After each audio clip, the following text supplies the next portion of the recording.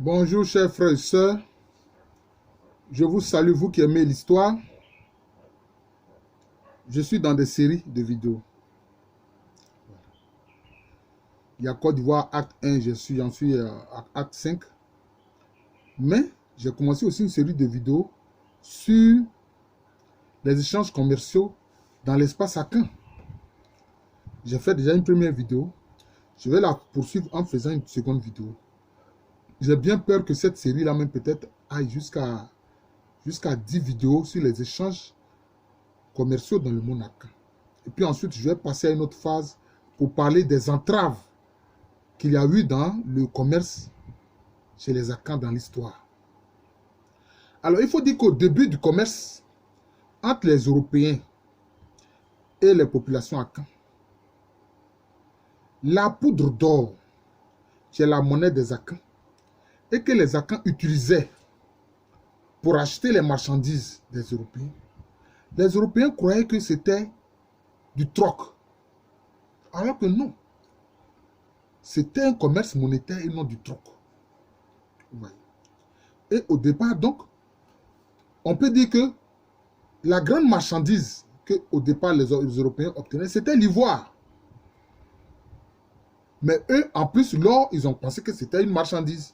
C'est pour ça qu'on a parlé de pactole reçu par les Européens contre la pacotille reçue par les Africains, par les Akans. Oh non. C'était simplement la monnaie, un moyen de paiement. L'or, la poudre d'or. La preuve. Est-ce que les grandes banques, les banques centrales n'ont pas de réserves d'or? Donc sans doute ce sont les Akans qui leur ont permis de comprendre que l'or là, c'est ça la vraie monnaie. C'est pour ça qu'aujourd'hui là, les banques centrales ont des réserves d'or. Vous comprenez? Alors il faut dire qu'à cette époque-là, à ces périodes d'échange avec les Européens, chez les Akans, quand un homme simple voyage pour le commerce à longue distance, il va en compagnie de ses fils et de ses neveux en général. Et aussi de ses serviteurs, s'il en a. Les marchands payaient surtout pour la traversée des fleuves et rivières et achetaient de la nourriture auprès des femmes des régions qu'ils traversaient.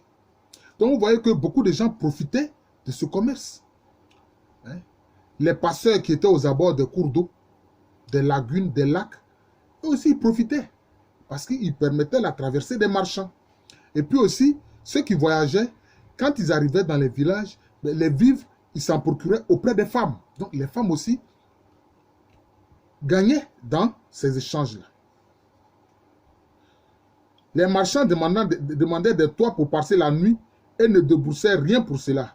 Mais ils avaient le devoir moral d'offrir des présents à leurs généreux hôtes. Voilà. Parce que dans les coutumes Akans, quand tu reçois quelqu'un qui est un étranger et que tu lui offres le gîte et souvent même le couvert, tu ne vas pas réclamer de l'argent, non.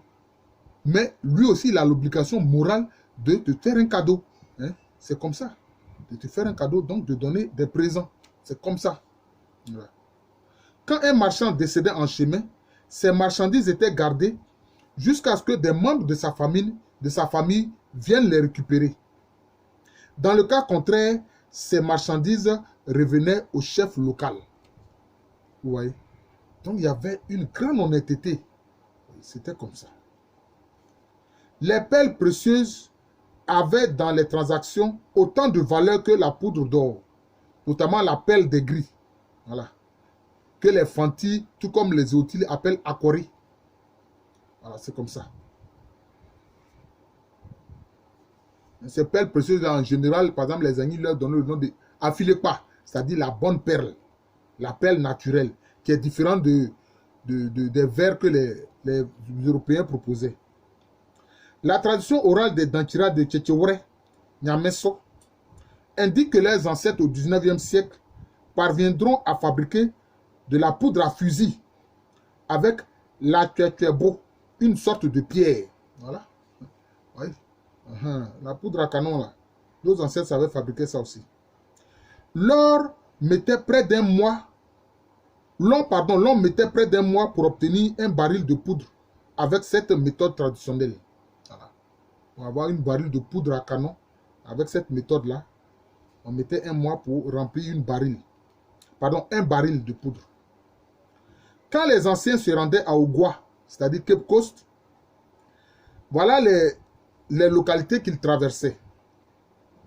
Abotaki, Aboabo, Himan, Dunkwa, avant d'atteindre Ogwa. J'ai dit Dunkwa qui est différent de Dunkwa. Voilà.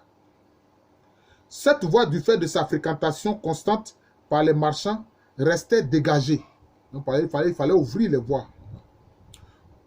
Au nord, leurs anciens achetaient un vêtement appelé Akosemadenkin et des esclaves en échange de poudre d'or et des produits de la côte. Bon, on prend souvent l'habitude d'utiliser le mot esclave.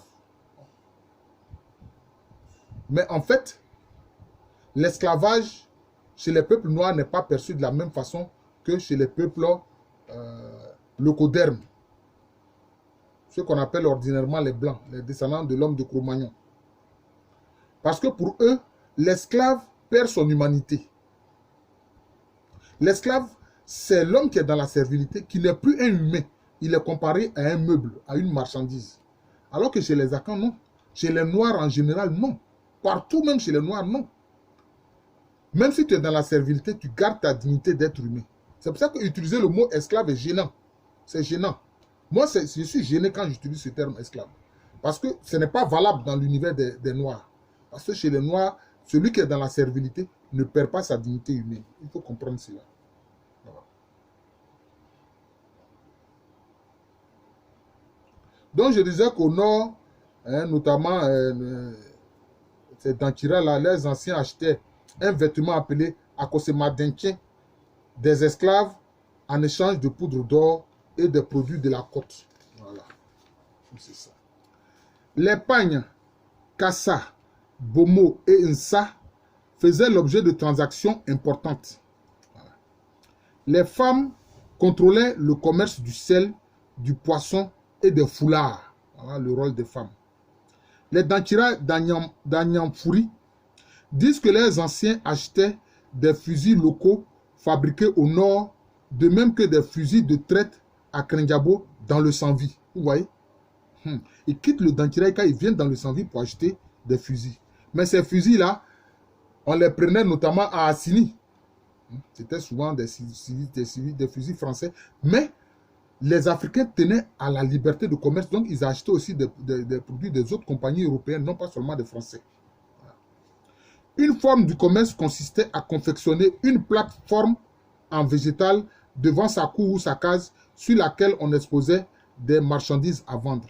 Voilà, donc c'est comme ça. Donc on fait une sorte de clé là, voilà, où on expose des marchandises et donc ceux qui passent peuvent en acheter.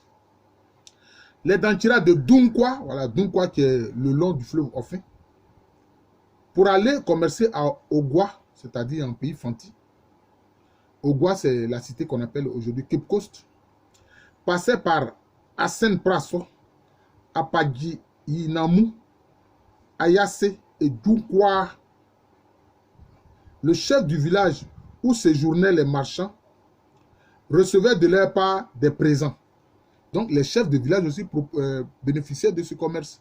Quand les marchands arrivent dans la localité, bon, ils vont lui présenter leur civilité et puis aussi, ils lui offrent des présents. Voilà. Et comme on l'a vu aussi, ils offrent des présents aux familles qui les accueillent, qui sont les autres. Pour se défendre des brigands, les marchands n'avaient que des sabres et coutelas, des couteaux, car avoir des fusils était mal vu. Tout au plus, un seul fusil pouvait être utilisé sous prétexte de tuer au passage un gibier. Les perles naturelles que l'on trouvait parfois sur le sol après de fortes pluies servaient dans les transactions tout comme la poudre d'or. Ça, je l'ai déjà dit.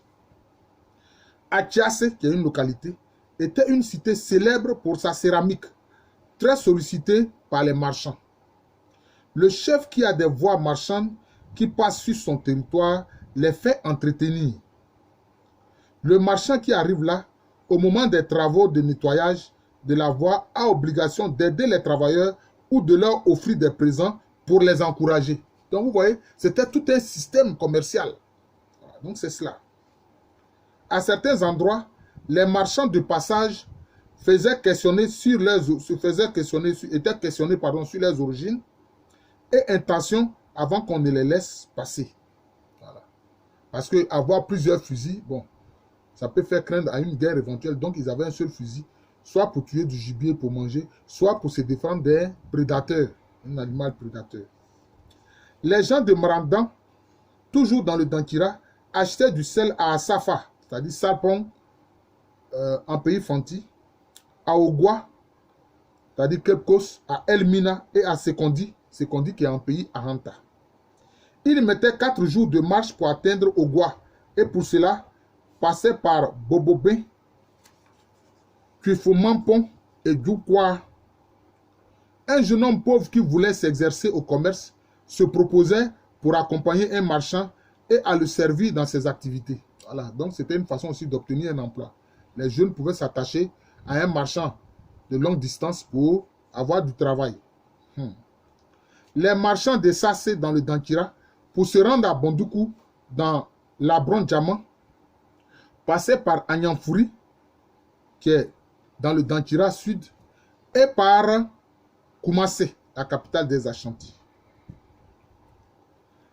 Les marchands établissaient des rapports amicaux avec les populations des villages où ils faisaient escale. Voilà, c'est cela. Donc, il y avait vraiment une atmosphère qui favorisait les échanges commerciaux. Menekeso, dans le Dankira, était un point de passage des marchands qui se rendaient sur la côte. Le roi du Dankira avait pour principal Batafo le chef du village de Jimso Nkwanta. Jimso Nkwanta. Donc, vous voyez, il y a même des chefs qui peuvent être donc des grands marchands pour le roi, mais eux-mêmes, en réalité, ils utilisent des marchands à leur service pour faire le travail. C'était comme ça. Chaque marchand portait sur lui ses poids à peser la poudre d'or nécessaire pour les transactions. Comme je vous l'ai expliqué, ce sont des poids monnaie. Le petit poids d'or pour les échanges de moindre importance est le kokwa. Kokwa. Moudasso, qu'on appelle aussi Tonsouonsin, était un village d'Ankira qui vendait les produits de la forge. Aussi, les marchands en feront un point d'escale. Voilà. Donc, pour avoir des couteaux, des machettes, etc. Ou alors pour faire aiguiser leurs machettes et leurs couteaux. Il y a des chefs marchands qu'on appelle Batahene. Voilà. Le marchand à longue distance, on l'appelle Batafo. Mais il y a des chefs marchands, ce sont ceux-là les Batahene. Attachés à des sièges puissants pour lesquels ils commerçaient. C'est le cas de Jimso Nkwanta, le chef de Jimso Nkwanta qui est un Batahene au service du roi des Dankira. Donc c'est comme ça. Voilà. La cité de Dadieso dans le Suamara était célèbre pour son commerce de l'ivoire. Voilà, donc c'est cela. Dadieso dans le Suamara, c'est de là qu'elles sont partis les Agni Djouablin de Dani Bleko. C'est leur zone d'origine. Les marchands à Caen achetaient des charmes et fétiches au nord, principalement à Bondoukou et dans le Gonja. Voilà. Dans ces zones-là où souvent il y avait des communautés musulmanes, donc on faisait des charmes, des talismans. Voilà. Et les gens achetaient ça aussi. Certains pagnes de valeur, comme le Nsa, le Kassa, le Nswabo Founou, étaient obtenus sur les marchés du nord. Donc au nord aussi, il y avait un certain nombre de toffes que les gens pouvaient acheter. Les vêtements achetés auprès des Blancs étaient appelés localement Akesema Denche. Akesema Denche. Voilà, donc c'est comme ça qu'on appelait, disons, les étoffes envoyées par les Européens. Le pagne de très grande valeur, le Bomo, servait à couvrir les lits des chefs. Le pagne Sa servait à couvrir les sièges sacrés des ancêtres. Voilà, donc il y avait des sièges, il y avait des pagnes qu'on prenait pour couvrir les tabourets des ancêtres. Les perles abondaient dans la rivière Dia et faisaient du Dankira un grand pourvoyeur de ce produit précieux, les perles précieuses. La poudre d'or dans tout le Monacan était la monnaie par excellence. Les Agnis de la zone de confluence du Komoué et de la Manzan commerçaient aussi à Ogwa, c'est-à-dire à Cape Coast. Et donc, c'est-à-dire que ceux qui sont dans la zone du Denia Douablin, là, aujourd'hui, là, ils commerçaient aussi à Cape Coast, en passant impérativement par Koumassé, la capitale des Ashanti. au 19e siècle, ils orienteront une partie de leur trafic sur le Komwe en direction d'Assini et Grand Bassam. Les Agni Alangwa empruntaient souvent la voie marchande, c'est-à-dire ceux de Yuaso, les Agni Alangwa de Yuaso, qui sont dans la grande région de l'Indénié du Ablin aujourd'hui. Empruntaient souvent la voie marchande qui passait par l'Assahi, notamment le village de Bonza, car Ndoliwa, la sœur de Koutoua de Bébou, épouse d'un chef de ce village, y a laissé une branche du lignage. Donc vous voyez, donc c'est cela. Voilà. Cela veut dire que les gens aussi s'appuient aussi sur des liens familiaux. Voilà. C'est comme ça. Parce qu'à Bonza, justement, Ndoliwa, une sœur de Koutoua, le fondateur de Bébou, était l'épouse d'un chef de ce village. Voilà.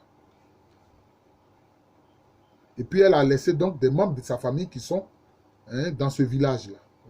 C'est pour ça que les Nzema disent Ralema Aboussouan Kosa. C'est-à-dire que la femme fait que la famille se promène, si on peut dire ça ainsi.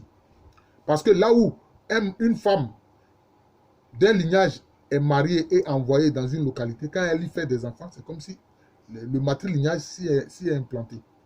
Il y a un de mes auditeurs qui m'a demandé quelle est la différence entre le matriclan et le matrilignage. Le matriclan est comme un ensemble mathématique. Le matriclan, là, on peut dire c'est l'ensemble mathématique. Et le matrilignage, c'est un élément qui est dans l'ensemble. C'est comme ça. Et donc, dans l'ensemble mathématique qu'est le matriclan, il y a plusieurs éléments qui sont donc des matrilignages. C'est comme ça. Voilà. Si tu as fait un peu de mathématiques, tu comprends ce que je dis. Voilà. La tradition orale de Bobou se souvient d'Adou Nta, frère de Koutoua, qui est décédé en chemin au cours d'une expédition commerciale à Ogwa. Donc, cela pouvait arriver aussi. Voilà, c'est comme ça. Takuro, qu'on appelle aussi Mbraswe, sera au 19e siècle un important marché dans le Ndénian, c'est-à-dire dans la région d'Abangourou. L'on y trouvait des marchandises importées d'Ogwa, c'est-à-dire Cape Coast. La place même du marché était appelée Taorowabo. Les baoulés, les Agni bêtiers, abradés et les achantis venaient y commercer. Voilà.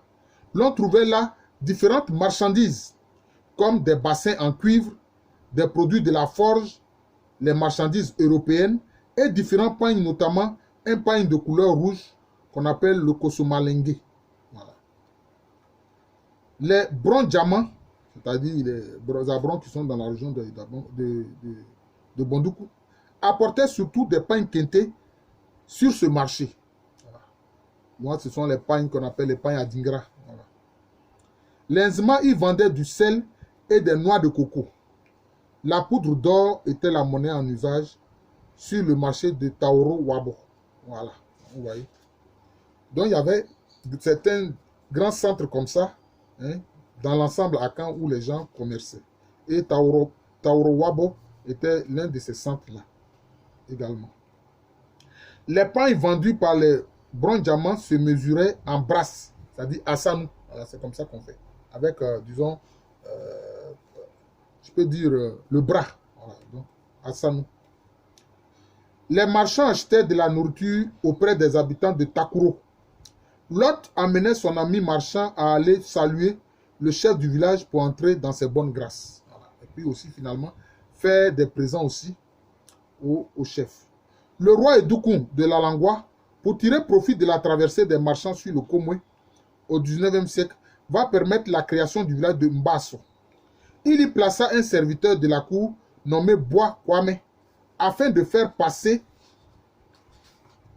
les voyageurs et les marchands pour son compte. Donc vous voyez, c'est pour ça qu'il dit qu'au bord des cours d'eau, il y avait des passeurs, il y avait des pirogues. Voilà. Et ça aussi, ça permettait de gagner de l'argent. Même la nuit, le passage était possible. Il suffisait aux marchands de héler le passeur. Quelques voies marchandes dans la zone passaient par Anyansui, Amangwa Kuro, Krebe et Bongwanou. Bon, Anyansui, ça c'est dans la région de Bangourou. Krebe et puis Bongwanou, bon là c'est dans la région de Bongwanou. C'est-à-dire chez les Agni Morfou que vous savez bien. Une voie reliait Mbraswe, Wele et Boaké. Voilà. Une autre reliait Mbraswe, Kokonou et Katimanso dans la Noabe. il y avait une voie qui reliait Mbasso, Mamlasso, Alépé et Grand Bassam.